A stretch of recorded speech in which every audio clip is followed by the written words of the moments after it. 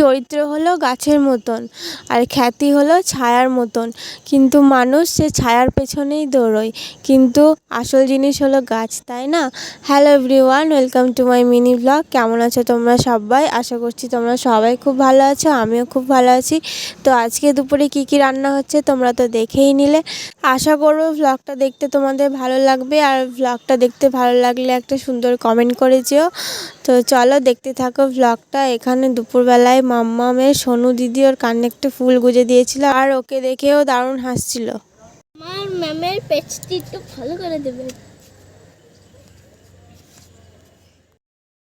সকালবেলায় আমি একটু ঘরে ঝুল ঝেড়েছিলাম, সেই জন্য ঘরে এরকম অবস্থা হয়ে আছে।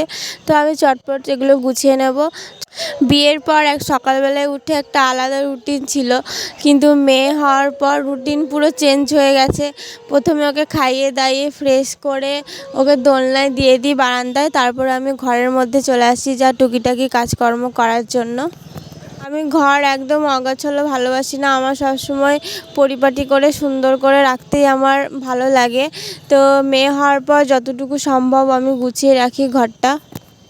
এখন ঘড়িতে বাজে 11:30টার মতন, আর আমার স্নান, পুজো দেওয়া, খাওয়া সব কিছু হয়ে গেছে। আর আমি বাগানে চলে এসেছি একটু ধনেপাতা তুলতে। তোমাদের সাথে শেয়ার করি যে আমাদের পেঁয়াজ গাছের দেখো পাতা বেরিয়েছে, দেখতে পাচ্ছ? আর এদিকে ফুলকপি, বাঁধাকপির পাতাগুলো একটু বড় বড় হয়েছে, কিন্তু কবে যে ধরবে সেই অপেক্ষাতেই আমি আছি।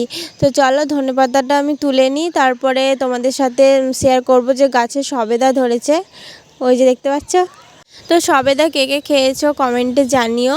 আর এইদিকে মাম্মামের একটা দাদু ভাই ওকে বেলুন এনে দিয়েছিল, আর আমি বেলুন দুটোর দুই হাতে বেঁধে দিয়েছিলাম সুতো করে। তো বেলুন দুটো উড়ছিল আর ও ভালো খেলা করছিল, ভালো খেলার সঙ্গী হয়েছিল দুটো বেলুন। চলো টাটাই, ব্লগটা এতটাই।